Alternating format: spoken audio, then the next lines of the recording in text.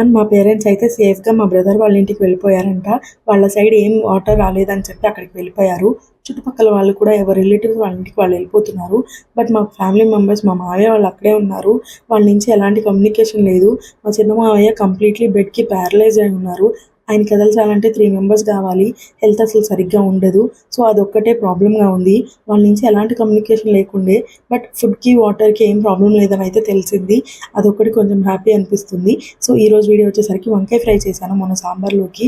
ఎప్పుడు potato fry ఏం తింటామని చెప్పి సో కళాయిలో కొద్దిగా ఎక్కువగానే ఆయిల్ వేసుకొని పోపు దినుసులు కరివేపాకు వేసుకొని వేగిన తర్వాత కొంచెం ఆనియన్ కూడా వేసుకున్నాను.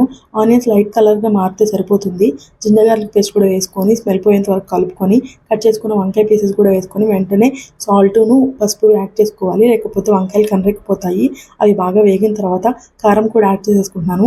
దీనికి మూత పెట్టకూడదు, హై ఫ్లేమ్లోనే వేపుకోవాలి. కొత్తిమీర వేసేస్తే రెడీ అయిపోతుంది.